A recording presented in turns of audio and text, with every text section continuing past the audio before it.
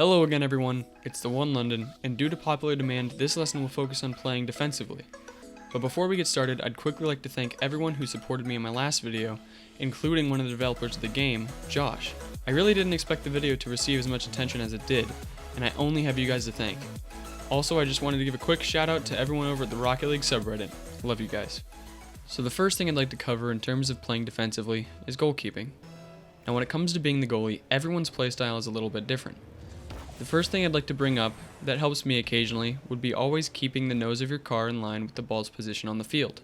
That way, when the ball comes near the goal, you're aimed and ready to hit it out or stop the ball dead on. Now some others would disagree with this tactic, but I find it does come in handy here and there. The reason some people would disagree with this is because when you're facing towards the field and towards your opponent who has control of the ball, the only way you're going to be able to stop the ball is by moving forward, via a front flip, a quick boost, or an aerial, depending on the situation. Now the issue with this type of defensive play is that if you aren't confident enough that you can and will stop the ball from going into your goal, you will miss. From the position your opponent's in, he can do a variety of things to attempt to score. However, if you are facing towards the opponent and the ball, your chances of stopping an unexpected move, like an aileron roll or the opponent bumping it over top of you, are going to be very small. Don't get me wrong, facing the ball at times can and will have its advantages. It's good for clears or stopping someone head on, but there are ways you can stop more complicated shots, like aerials, rebound shots, or unexpected passes. Another playstyle I'd like to quickly cover is lining yourself up with the goal horizontally. This can have its advantages as well as some disadvantages. A good thing about keeping yourself lined up with the goal is that your car covers more of the general area of the goal, making the chances of blocking a shot much higher. You can see myself doing this in most of the clips I've recorded.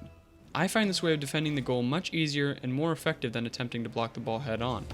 Some of the disadvantages that come with lining yourself up horizontally with the goal are not being able to set yourself up for an aerial quick enough if needed, or blocking a shot that enters the goal right at the top. So my best tips in terms of keeping the ball out of your goal and keeping the pressure on your opponent are to mix the two playstyles up. If the ball is on their side of the field, or even midfield, keep the nose of your car facing the ball. Once the ball gets close, defend the goal by either lining up with the goal horizontally to block any potential easier shots, or drive out to meet your opponent and either clear the ball if there's an opening, or attempt to pass the ball to another teammate.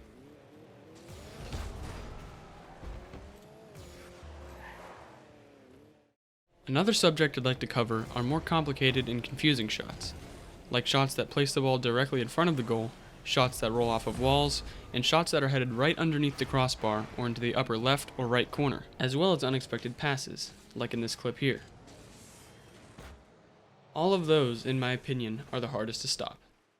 A good way to prepare yourself for a shot that you don't feel comfortable trying to defend against is to, like I said previously, keep your eyes and your car on the ball. In my last video I talked about prediction. Prediction is a key element in maintaining a good defense game. Study your opponent, watch how they play, and attempt to predict what they will do next when you start to notice a pattern. Now this goes for both playing offensively and defensively, but in this case it will help you think ahead and counteract your opponent's shots. Now in this clip here, you can see the ball is rolling on the wall, and will drop above myself and the center of the goal, which is a huge risk and a good setup for our opponents at an attempt at a second shot. I chose to fly straight up, and flip forwards to get the ball towards the wall, where I would be able to clear it easier. However, I made the mistake of leaving the goal too late and miscalculating where the ball would be once I reached its height. Luckily, my opponent missed the follow-up shot. Now there are a few things you can do to prevent these things from happening. If you're going to leave the goal to go for an aerial to clear the ball, you have to remember that there will always be a chance you can miss it. Now I know that didn't look like the most effective aerial, but if I hadn't have hit that aerial, my opponent would have circled around to the opposite side of the goal and hit it in from there. Make sure you leave the ground before your opponent. The reasoning behind this is simple. Whoever leaves the ground first hits the ball first. All of that and more will be discussed in my video covering aerials, which I'm sure I'll be making soon. Another thing you can do to prevent these awkward setups is to wait until the ball drops closer to the ground and go for either a front flip or an aileron roll to clear it. Next, I'd like to cover playing your opponent and not the ball. Sometimes, if you're in a situation where you can't easily hit the ball to clear it, or you know you won't be able to block a shot, you might want to try ramming into your opponent to either throw them off or demolish them completely, giving you or your teammates a chance to clear the ball and turn the tide of the match. This can come in handy, especially when someone is stalling underneath a ball that's in the air.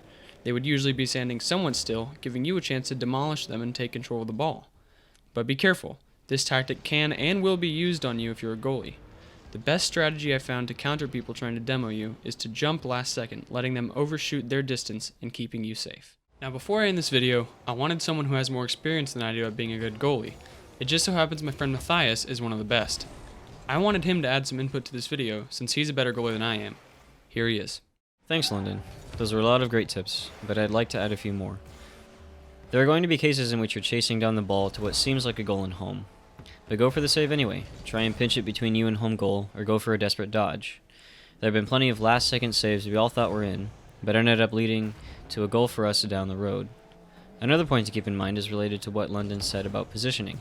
If you're goalieing, stay in goal until the last second, unless you can get to the ball first, of course. Patience is key. Too many times I've been easily juked or missed the ball completely just because I charged out of a panic. Thirdly, make it as hard for the opponent's strikers as possible. Sometimes just a simple double jump will do. Redirecting the ball just out of the way gives you time to clear it or get set up for another block. Additionally, strikers have an optimal angle to make shots from, a cone if you will. This generally extends from the goal post to the 100 canisters on either side of the goal, impossible angles shots being the exception. If you can place your shots outside of this cone, it may not be a clear, but it's better than setting the opponent up for a shot down center field. Lastly, being an effective goalie requires boost. If you can, go for the 100 canister. If that's too dangerous, then repeatedly drive to the small boost directly in front of the goal. Aerials are your friend, and you need to learn them well. So in conclusion, manage your boost, be patient, and doing something is always better than doing nothing. All else will come with time and practice. Well, I hope you all enjoyed this video. Once again, I'd like to give a huge thanks to everyone that's a part of the Rocket League subreddit. I'd also like to thank Rocket League Central for retweeting my video, as well as everyone else who did too. A big shout out to the developers over at Psionics. Thanks for watching my video. Anyway, let me know what you'd like me to focus on in the next video, and I'll see you guys then.